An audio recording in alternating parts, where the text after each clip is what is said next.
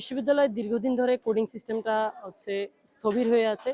এই বিশ্ববিদ্যালয়ে এর আগেও এই কোডিং সিস্টেমটা কেন যেন ওপেন করা হলেও পরবর্তীতে এটা আর পরবর্তীতে কার্যকর করা হয়নি। ৩টা ডিপার্টমেন্টে হচ্ছে এটা ইমপ্লিমেন্ট করা হয়েছিল। একটা ভালো ফলাফল আউটপুট আসা সত্ত্বেও প্রশাসনিক বা কোনো কারণে এটা স্টপ হয়ে আছে। তো আমরা চাই কোডিং সিস্টেমটা আবার পুনরায় বিশ্ববিদ্যালয়ে চালু করা হোক। তাহলে দেখা যাবে শিক্ষার্থীদের যে নাম, রোল এগুলো সামনে আসবে না। কোডিং সিস্টেমের মাধ্যমে অনেক সুন্দরভাবে শিক্ষকরা তার খাতাগুলো স্বাধীনভাবে কাটতে পারবে। কোনো ধরনের পার্সিয়ালিটি এ ধরনের কোনো কিছু ঘটবে না। তাই প্রত্যেকটা ডিপার্টমেন্টে আমার মনে হয় দ্রুত সময়ের মধ্যে কোডিং সিস্টেমটা চালু করলে ভালো হয়। 4 সদস্যের একটা কমিটি নিয়ে কোডিং সিস্টেম চালু করা হয়েছিল, কিন্তু দুঃখের বিষয় সেটা পরবর্তীতে আর প্রতিফলিত হয়নি। আমাদের প্রশাসনের কাছে প্রশ্ন, আপনাদের শুভবুদ্ধির উদয় কবে হবে? শিক্ষার্থীরা বারবার এটা নিয়ে কথা বললেও প্রশাসন সেটার মধ্যে কর্ণপাত করেনি, যার কারণে শিক্ষার্থীরা যেমন ভোগান্তিতে পড়ছে, তেমনি পিএল আসলে তাদেরকে সবচেয়ে বেশি সমস্যার সম্মুখীন হচ্ছে।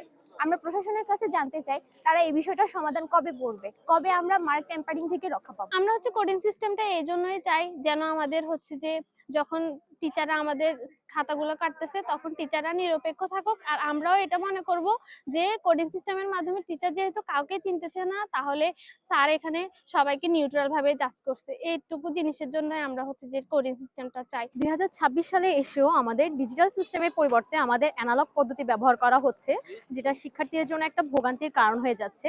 এছাড়াও পিএল এর সময় শিক্ষার্থীদেরকে দূর দূরান্ত থেকে এসে একবার ডিপার্টমেন্ট থেকে হল, এছাড়া প্রশাসনিক ভবনে দৌড়াদৌড়ি করতে হচ্ছে, যা শিক্ষার্থীদের জন্য একটা ভোগান্তির কারণ হচ্ছে। কোডিং সিস্টেমটা যদি চালু করা হয় তাহলে টিচারদের মধ্যে যে স্বজনপ্রীতিটা সেটা আর থাকবে না। এছাড়াও মার্ক টেম্পারিং সিস্টেমটাও কমে আসবে, আর শিক্ষার্থীদের ভোগান্তিটাও কমে আসবে।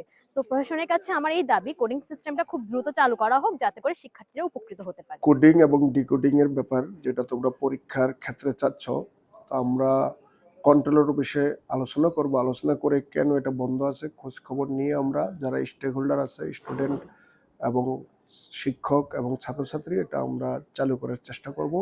এটা আমাদের আগ্রহ আছে যাতে পরীক্ষাগুলো নিরপেক্ষভাবে হয় এবং আমাদের ছাত্ররা যাতে নিরপেক্ষভাবে তাদের মূল্যায়নটা পায়।